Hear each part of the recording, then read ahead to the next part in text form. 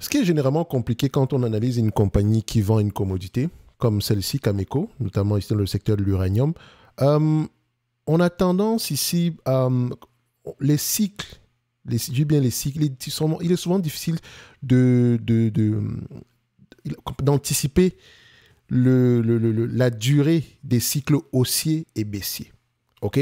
C'est la raison pour laquelle ce genre d'entreprise, j'aime bien les acheter en prenant en considération ici la valeur ici des réserves, etc., ou bien les actifs tangibles nets par action. Mais en date d'aujourd'hui, par exemple, c'est une entité qui est censée gagner énormément d'argent. Tout simplement parce que le prix de l'uranium augmente, etc. Mais moi, je ne sais pas pendant combien de temps ça va durer. Je ne sais pas également si l'offre va changer. Ou bien la demande est là. Est-ce que l'offre est-ce que l'offre aura tendance à augmenter de plus en plus? Non, je ne sais pas. Mais en, historiquement, c'est un secteur, comme tous les secteurs d'activité avec qui sont des price takers ici, historiquement, ils ont tendance à mal se comporter. Quand le prix de la commodité augmente ici, ils ont tendance à augmenter les productions. OK? Et quand le prix de la commodité diminue, on coupe la production, on a tendance à réduire la production. Généralement, ce qui intéresse donc, ce qui devrait nous intéresser, c'est plutôt les coûts de production.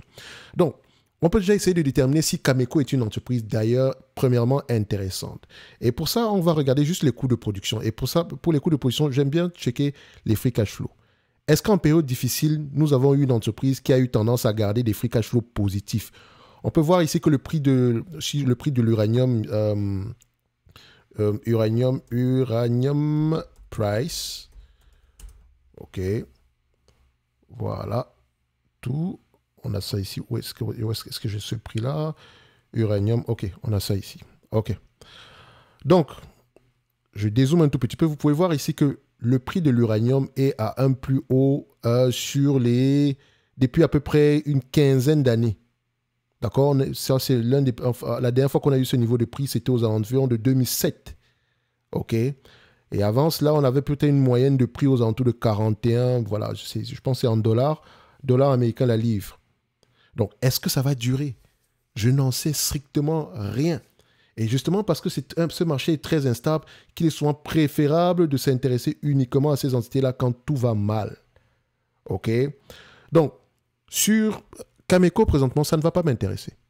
Mais je sais que cette compagnie peut gagner beaucoup d'argent pendant très peu de temps.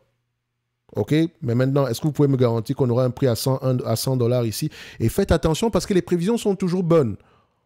On va généralement vous dire ici que oui, vu que le Niger avait le coup d'État, etc., il y a de moins en moins d'offres ici, donc il y a une pénurie. Il y a une pénurie vu que la Russie va avoir la guerre en Russie, la guerre avec la Russie et l'Ukraine ici va forcer peut-être les entités, les pays européens à revenir sur l'uranium, etc. Bref, très bien, c'est tout ça est valable.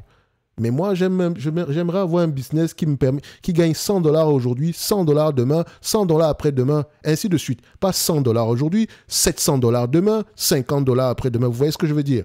Donc, sur Cameco, j'aurais tendance à normaliser les résultats. Quitte à me tromper royalement, mais c'est le prix que moi, je suis prêt à payer. D'accord? Donc, quand je prends du Cameco en date d'aujourd'hui, premièrement, je vais regarder les actifs tangibles nets par action. Et je sais que ces actifs tangibles nets-là, la valeur évolue par rapport ici à l'estimation des réserves et également le prix qu'on a, le prix par tonne ici. Et ce prix-là a tendance à fluctuer avec le prix de l'uranium. Je ne sais pas comment il le calcule, il le calcule généralement ici.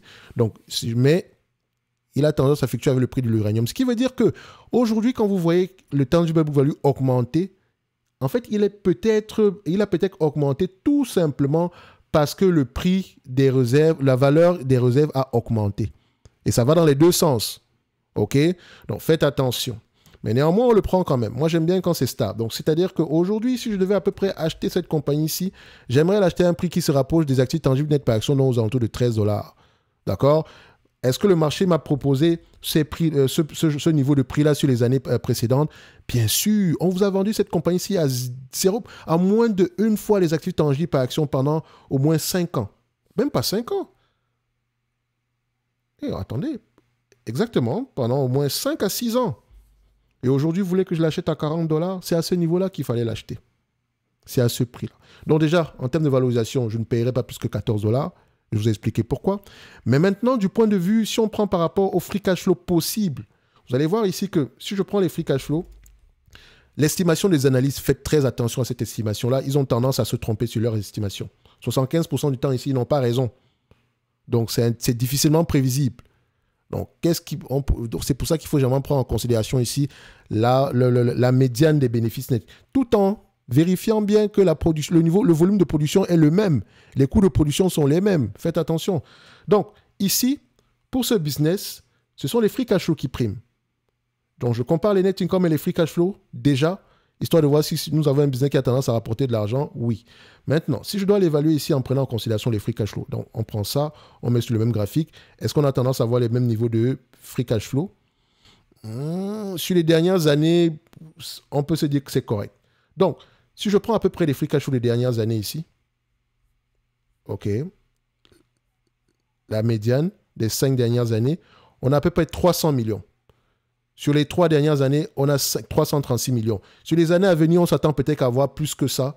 Mais disons qu'on va se prendre ici les 360 millions des dernières années. Non, disons les 336 millions des dernières années ici. OK? Je l'achète à quoi? Pas plus que 15 fois les bénéfices. Je serais prêt à payer. Donc ici, présentement, on sera aux alentours de 5 milliards et poussière. Est-ce que si on enlève la dette nette ici, voilà, on sera à peu près sensiblement aux alentours de 13 $ l'action également ici. D'accord? Donc je dirais ceci. Pour cette compagnie ici, moi, mon prix, j'ai choisi, c'est 13 $ l'action. Quand bien même je devrais prendre en considération les prévisions futures qui pourraient se réaliser ici, il faut toujours faire attention parce que ça n'est peut-être pas durable. OK? Donc pour Cameco, moi, je vous dis, voilà. Je préfère rester sur les lignes de côté. Maintenant, vous faites ce que vous voulez. Ça, c'est mon raisonnement par rapport aux dividendes, etc. Il est sans doute safe ici parce qu'il ne paye pas autant de dividendes ici. Il n'y a presque pas de dette ici. Donc, il y a de grandes chances que ça continue à croître. Bref, ce n'est que mon point de vue. Cameco, pour le moment, je reste observateur. Merci.